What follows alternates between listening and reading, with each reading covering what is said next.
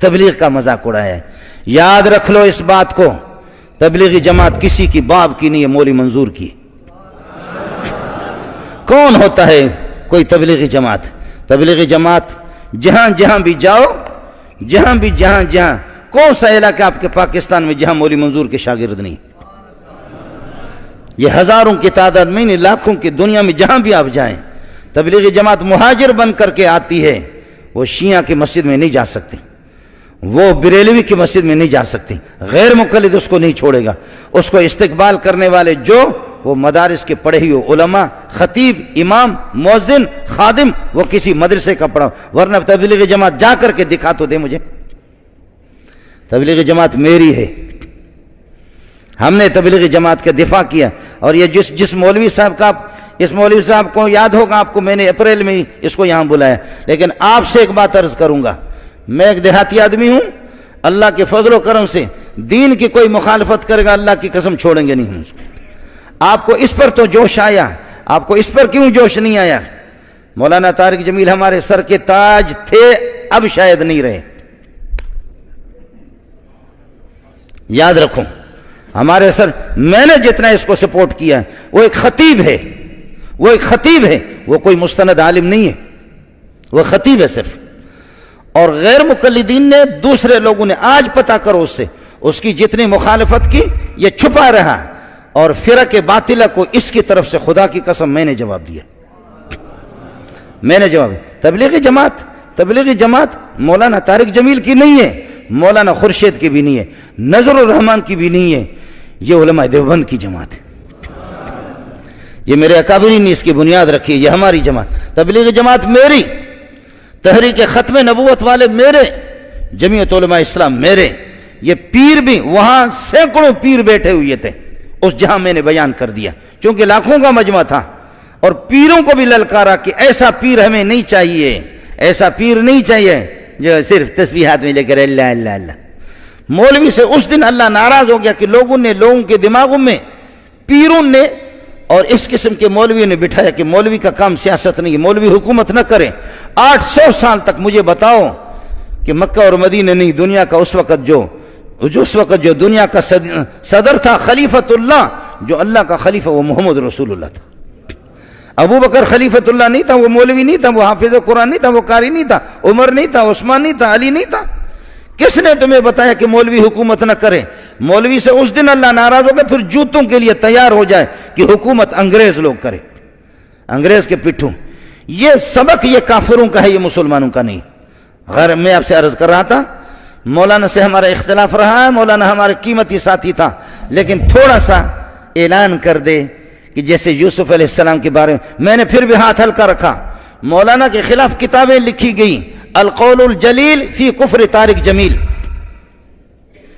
سن لے، القول الجلیل، میں نے اس پہ دستخط نہیں کیا، میں نے خود مولانا کو کہا توبہ کر لے، شاید اللہ توبہ کی توفیق۔ مذاق ہمارے بہت اچھے دوست ہیں، کلمۃ الہادی الی سواء السبیل کتابیں لکھی گئی مولانا کے خلاف۔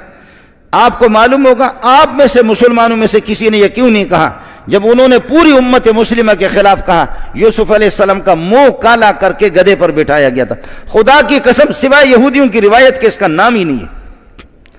آج معافی کیوں نہیں مانگتا؟ آج معافی مانگے، میں پوری دنیا کے سامنے اس کے پاؤں پہ جا کر کے پڑوں گا،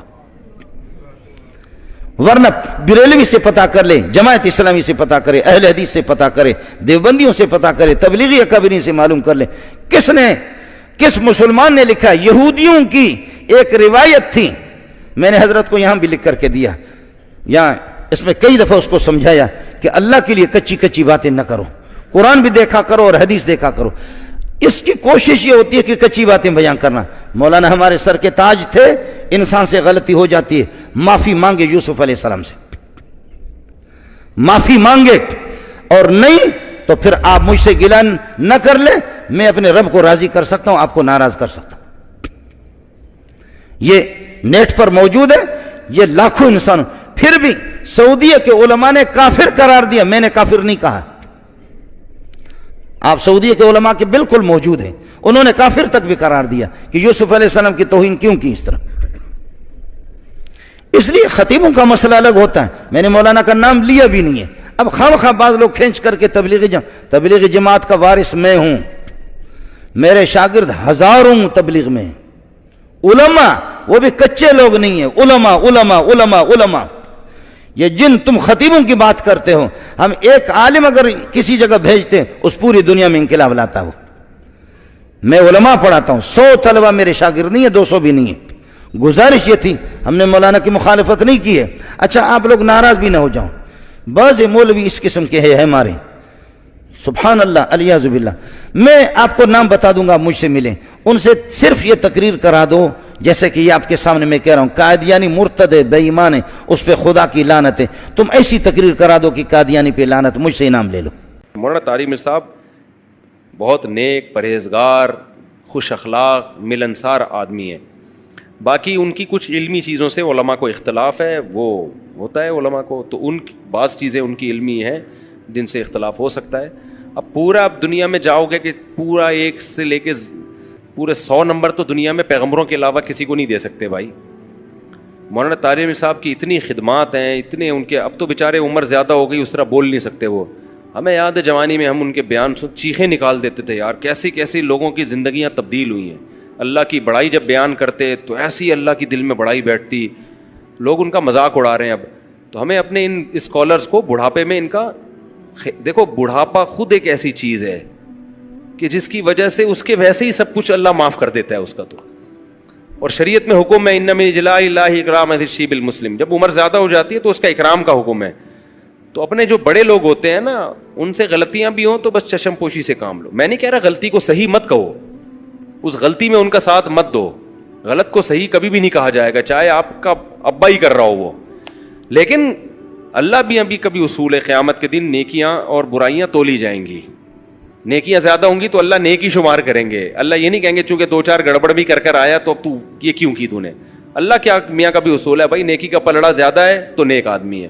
تو حضرت مولانا طارق میر صاحب سے علمی لحاظ سے کچھ غلطیاں اگر ہوئی ہیں, جیسے کہ علماء کو ان کی بعض چیزوں پہ اشکالات ہیں, تو وہ چند ہی غلطیاں ہیں. خیر ان کی بہت سے بھی زیادہ ہے, بہت زیادہ نہیں بلکہ بہت سے زیادہ, جو زندگیاں تبدیل ہوئی ہیں لوگوں کے دلوں کو, اور اخلاص اور ان کی دعائیں اور ان کے معمولات, عبادت.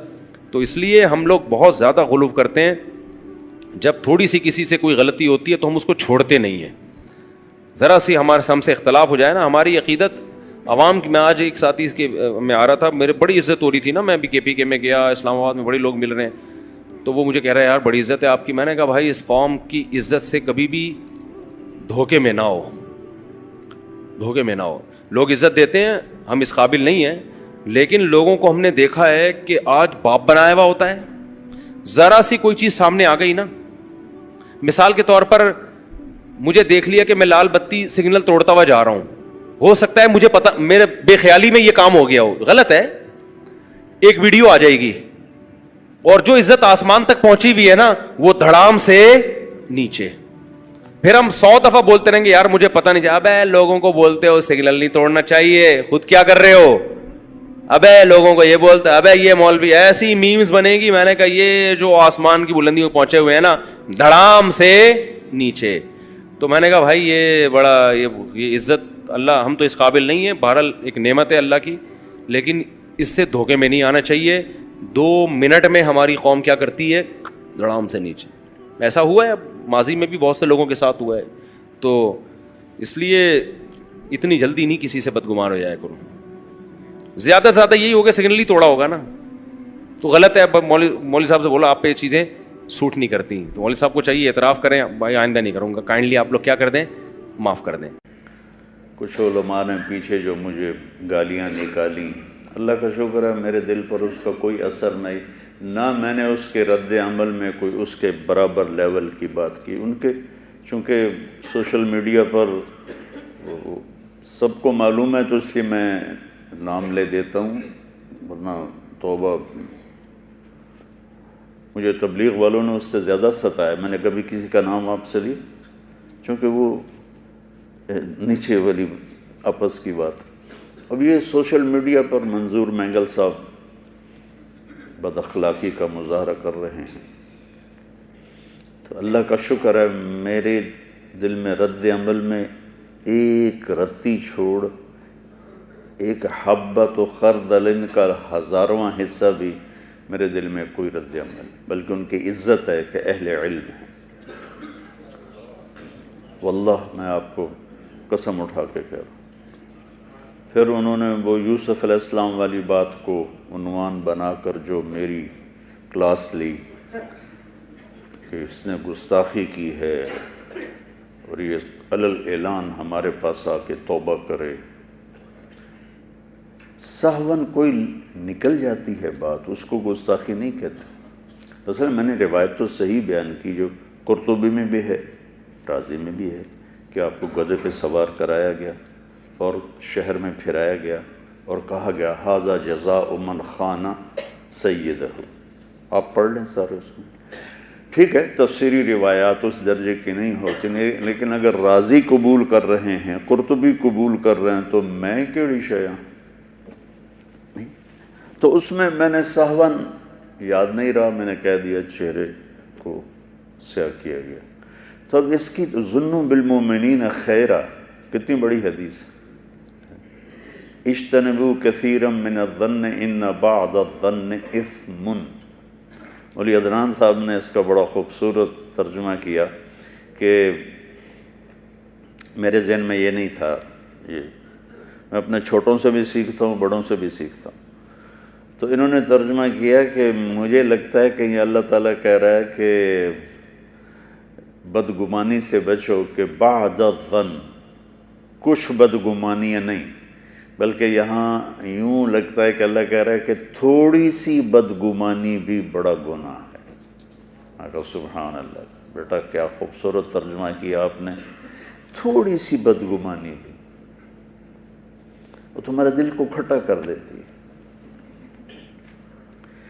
اور امام ابو حنیفہ رحمۃ اللہ علیہ کی طرف منسوب ہے، میں نے خود نہیں پڑھا، مفتی احمد علی صاحب شاید ان کی نظروں سے گزرا ہو، کہ کسی میں 100 باتیں کفر کی ہوں اور ایک ایسی ہو جس کی میں تعویل کر کے اس کے اسلام کو بچایا جا سکتا ہے، تو اس ایک کی تعویل کو قبول کر کے 99 چیزوں پر پانی پھیر دو۔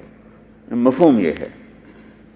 تو جس ہستی کے فتویٰ کو کہ ہم پیروی کرتے ہیں وہ یہ فرما رہے ہیں۔